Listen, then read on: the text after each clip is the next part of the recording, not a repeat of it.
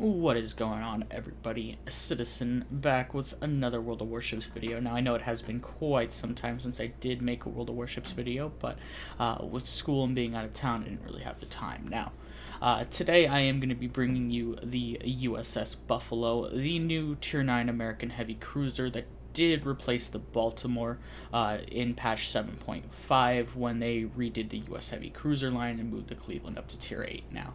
We haven't gotten the light cruisers yet when the Buffalo has been released, so this was recorded back on the 31st of May.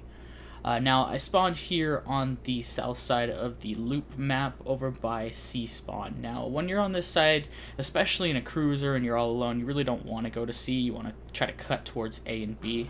And if you're a radar cruiser, you really want to get to B and try to support your DDs if possible. So that's the direction that I'm going to go, head towards the west side. Now, about the Buffalo, this ship's a pretty nice little ship that we got in here. Now, of course, it's not very little, but it's the new cruiser. You've got 12 guns instead of 9 like a usual US heavy cruiser, and with these 12 guns, you do have a little bit of a longer reload, and the ship is quite poor when it comes to turning. Now, you're gonna have to keep that in note, but what it does have that no other American cruiser does have is an exceptionally good alpha strike, and if you can place your shots well, especially AP salvos, you can be very devastating.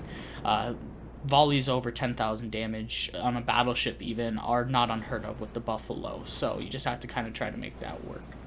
What I'm playing with right now is not a very experienced captain, that's why I do have the Restless Fire camo on. I didn't have a captain really for the Baltimore because he was on my Des Moines, and there's really no point to play the Baltimore for me.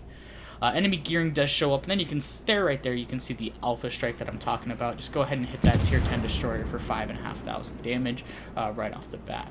Go ahead and take another shot at him while he is creeping around the island, and I do pick up the first blood and the kill.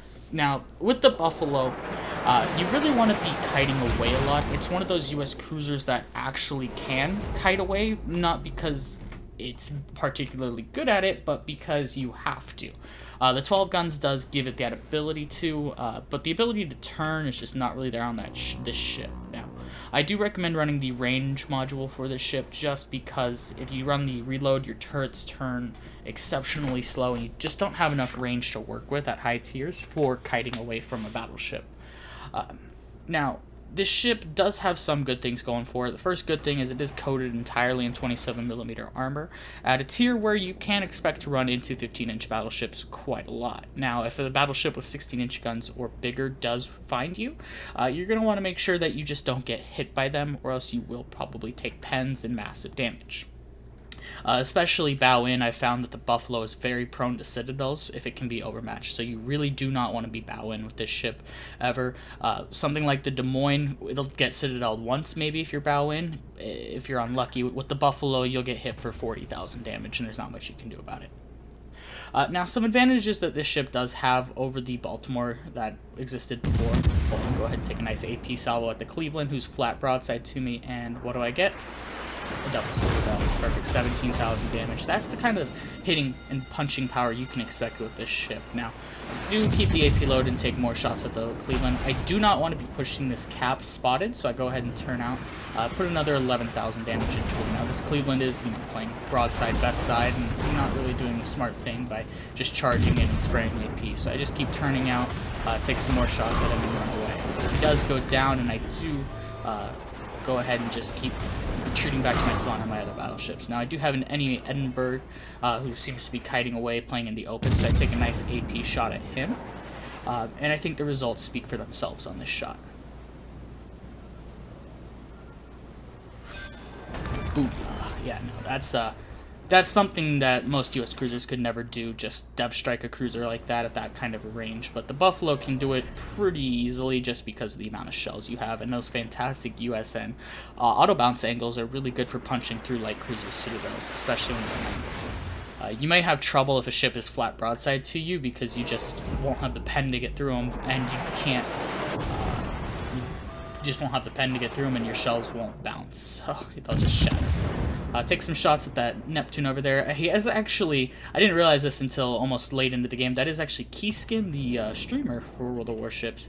I believe he's Australian. Now, I'll go ahead and put a Citadel on him. Now, you can see that I have moved towards A like I said I wanted to at the beginning of the match. Now, I did notice that the enemy team has pushed very heavily into C, which is quite what I expected them to do. Most teams like to do this clockwise circle on both spawns, so that's why I went over to this way, because I did not want to be the lone cruiser versus the entire enemy team. I would die very fast that way. Now, what I'm going to go ahead and do from now on is just kind of kite and try to get some HE damage on the enemy until the battle progresses a little bit. You don't want to be the center of attention, especially when I'm only on half health with a cruiser. And any cruiser, you really don't want to be the center of attention. So you want to make sure you're in a position where you can get your guns on damage, but you want to make sure that the enemy team isn't going to be shooting at you. They'll be shooting at your armor. Now, I did notice that every enemy A is leaving and fleeing back into their spawn. I wasn't in range to shoot him to begin with, but even if I did manage to put him in range, at 18 kilometers, the Buffalo is very hard to hit ships with, even battleships. That's just part of the USN ability. Now, I'll go ahead and tap the map button to try to get a view on that destroyer, and then he gets nuked by secondaries. So, go ahead and put some more HE shots downrange at the Neptune. I'm not really expecting to hit just because the flight time is so long. Now, you might ask, why would I run range if I can't hit something at 18 kilometers? Well, you want that range because this ship does have a base range of 15.8 fully upgraded. With the module, you push it out to 18. Now, you're not expecting to hit things 17 to 18 kilometers, but if something's 16 kilometers out from you, without that base range, you wouldn't be able to hit it, and it's just significantly more comfortable this way.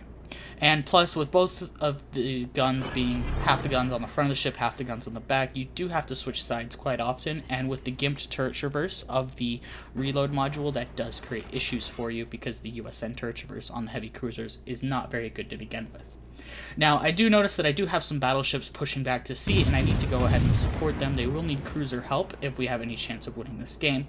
I don't want to chase the ships at A just because of the range issue, and I wouldn't really be doing anything effective. I want to go ahead and push caps that we don't have and not try to push caps that we already have. That's a huge mistake I see teams do all the time. They'll go all into one cap and then never leave for some reason. You already have that cap. You need a double cap to win this game, so why would you stay in one spot? Go ahead and get shot at by the Alabama here, and this is what I mean by, if you get hit by anything with 16-inch guns, expect to get penned. He only hits me with one shell, but does 4,000 damage. Now, I do have some good shots back on him, 6 shells hitting there, but he is a U.S. battleship, so he does have a little bit of plating that can just go ahead and negate 203mm shells, unless it's a German, of course, but I'm not in a German cruiser. He does keep shooting at me. I do set him on fire, and I do want to keep turning in whenever he does shoot at me, just because those shells do have the potential to hurt really bad. Now, he is an Alabama, so his dispersion isn't the best. However, I did miss him as well as him missing me. So what I want to do right now with no targets to shoot at is find something that I can shoot at. Looking over this island, I see the Musashi now. Most cruisers in this situation would not be able to shoot that Musashi just because this island is too high. But with the USN cruisers, I can easily go ahead and pump my shells over this island. I take a couple of HE shots at him, but then I do see he softens up the angle pretty easily for me, so I go ahead and switch to armor piercing after I do set a nice cheeky little double fire on him. Now, right as I switch to AP, he gets absolutely nuked by my Alsace who charged in, which, perfect for him, that's exactly what we needed him to do. Now, the enemy Neptune does smoke up there while I am broadside, so I go ahead and turn away from him because I am spotted, and you cannot be broadside to a British cruiser in another cruiser. He's not going to Citadel me at this range because it's too thick, but he is going to get a ton of pen damage, and that stuff hurts. Now, I did notice he is out of radar range, so there was no point trying to radar him. That's why I didn't bother to use it. Now, I do have my guns prepped on him in case he does show up, and I do want to take some shots. I do notice he is pretty broadside in his smoke, and if you can master the art of blind firing, it's a great skill to have. Unfortunately, with my blind fire, that island kind of snagged it. I was hoping I could put my shells over it, but if your reticle is on an island at all and you don't have a ship targeted, you will hit the island with all of your shots. So what I want to do right now is, as the enemy team is fleeing from A and pushing back towards C, I want to go ahead and support my friendly Alsace. Now, that's when an enemy shim appears. Now, really really weird strategy for the shim. Go ahead and just take my one shot with him and knock him out. However, him spotting me did allow the Neptune to get more broadside shots at me, and he does get a fairly high amount of damage on me, more than I wanted to lose. He was still out of radar range, so no point in trying to radar him out. Now, I do see the enemy Alabama does have all of his guns pointed towards the Alsace, and this is what I mean by taking those opportunity shots. If the enemy isn't looking at you, you need to be helping your battleships to live. So go ahead and put some AP at him, get 5,500 damage, not the best. I aimed it a little bit too low, so a lot of those shells went into the belt armor, where they're never going to pen. Go ahead and continue to fire AP at him. Now, he does kill my Alsace, which is pretty huge because he is going to be trying to get me out as his next target. I do have shim torpedoes coming behind me, but it looks like the Alsace did set a fire on him and took him out for me. So I'm going to want to do in this situation is just wait for the shim torpedoes to go past me. Looks like he's using 20 kilometers because I do not have hydro, and I spotted those from a mile away. Now, in this situation, I can see that the enemy doesn't really have much here at sea. All they have is a Cleveland pushing in. Now, a Cleveland can be very dangerous to get close to because they do have an exceptionally high amount of DPM. However, we do need to get sea, so this isn't one where I can shy away from the fight. I have to go in and make sure that something happens. So that's exactly what I'm going to do. I do see the enemy Neptune does get spotted over by B. I want to help out if I can, but he is over 2 islands, so he's a little hard to see at this point. So I take some shots at him. I do have several friendlies. Go ahead and pushing him, and looking at my salvo, I do see that he did turn out. And that's one problem you do have with USN ships, is that if the enemy that you're shooting at does make a hard evasive turn, your shells have a very high chance of missing just because they tend to come in from above, and any movement in that lateral way is just going to affect your ability to hit them. So at this point, I want to go ahead and just keep pushing into C, and just wait for my team to go ahead and take B. That should be an easy push for them. However, the ship that we have leading the charge right now is a Dmitry Donskoy. Unfortunately, we do have only one active battleship left in this game, being the North Carolina. Our Big Fred has been AFK all game. Now, enemy Cleveland does show up over by B. He is not shooting at me, and the reason I held my shot for so long there is I fully expected him to beach, but that actually never ended up being the case. So I go ahead and put one volley down at him with AP. It hurts him, but doesn't quite kill him. And at this point, I do need to switch my guns over, and this is where the range module actually does have a major effect in that I can get my guns over faster than if I had been using the reload module in this situation. Now, I noticed the Cleveland did bow in, so I switched over to the high explosive to go ahead and just put some punishment on him there. And then just got an absolutely horrible dispersion roll, unfortunately. But he is very low health. There is no point going to AP on a ship that you can pen with high explosive when they're this low. You just want to get them knocked out, and high explosive is going to be the reliable way to do that. Get him down to just a couple hundred HP. I can't actually see what it is on my preview screen. Take one more HE volley at him and go, alright, got him killed. And taken out. And there is the Kraken being unleashed right there. Go ahead and push into C. What I realize now is that my team is very low health, and that we actually do need all the caps we can get at this time. With the Big Fred being AFK, it's about 80,000 health that we do not have on the map right now, just because he's having no effect. So I decided I need to go dark here and cap C, so that's exactly what I'm going to do while I see what the enemy team is doing. Now, what's actually going to happen here is that the enemy Alsace and the enemy Big Fred are going to push towards our B cap at this time. However, I do not want to get spotted because I need this cap for my team, and if I get spotted, they can easily shoot me and reset me. I am going to eventually just open up fire on them once I do realize that they are going to have their guns pointed the wrong way the entire time, and so they won't have any opportunity to take me out right there. So go ahead and shoot the Big Fred. He is closest to the team, and he is the biggest threat to my cruisers at this time. So I want to get some fires on them, fires on this Big Fred and help my team out. Otherwise, they run the risk of all dying. Now, the Big Fred is going to be going behind an island, and I will lose the shot very soon, but I will still have shots in the Alsace. Go ahead and hit the Big Fred with 8 shells there. No damage, no fires. That sucks. But I decided that I need to now start shooting the Alsace. Now, the Alsace is a 15-inch gun armed battleship, so I can angle away from him very easily and mitigate any damage.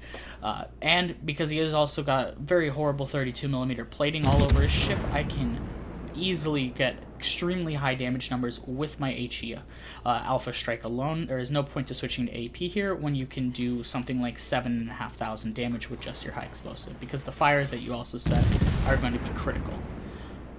Now, I want to stay in enough effective range to be able to shoot over this island and hit these guys, so I don't want to be pushing further away. And I want to keep getting shots on the Alsace and the Big Fred because they are currently pushing my last cruiser and my last active battleship right now, so I want to go ahead and take them out. Unfortunately, however, they do appear to have a massive health pool advantage over my North Carolina. And it was at this point after I turned in that I realized that this Big Fred might be trying to look at me. I did get a fire and 8 HE pens on the Alsace, but I do need to shoot this Big Fred because he is soon going to be focusing me down, and with his 16-inch guns he has the easy ability to lay some hurt down on my ship, and that is something that you just can't take in a cruiser, so that's why I'm turning out.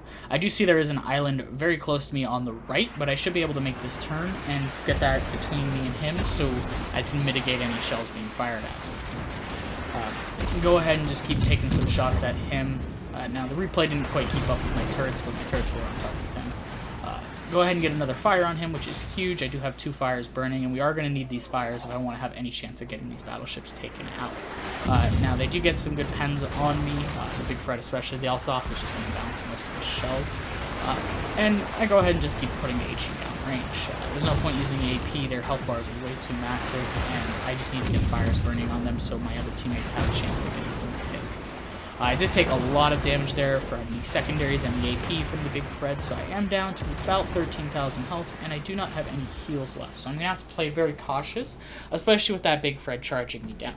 Now, I can play to the Buffalo's concealment. It is a 10.5 kilometer maximum concealment, which isn't the best, but it is perfectly workable, if that's a word. But you can definitely work with the concealment on this ship to go ahead and stay invisible. It's not something like the Moskva or the Hindenburg that have 12 and 13 kilometer plus, so you can definitely use it. And at this point, what my biggest worry is that the Big Fred will spot me and be able to get more shots on me, so I'm just trying to create as much distance as possible. We do have a triple cap, however, I do notice that the enemy Neptune is taking our A cap away from us, and it's only me and the North Carolina left. The Big Fred is still AFK and has been the entire game.